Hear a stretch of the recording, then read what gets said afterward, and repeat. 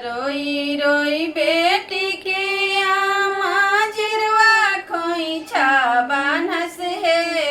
रोई रोई बेटी के आमा जिरवा खोइछा बान्हस हे। आजु मोर आँगना में दुभ जामी गइले हे।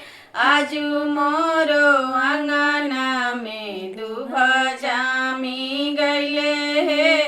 हंसी हंसी बेटा के आमा जिरवा खोइछा खोलस हे। हंसी हंसी बेटा के आमा जिरवा खोइछा खोलस हे। आजु मोरो आँगना में लक्ष्मी पौआ ढारस हे।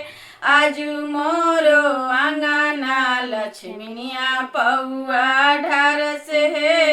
रोई रोई बेटी के चाची जिरवा खोइछा बान्हस हे। रोई रोई बेटी के चाची जिरवा खोइछा बान्हस हे। आजु मोरो आँगना में दुभ जामी गइले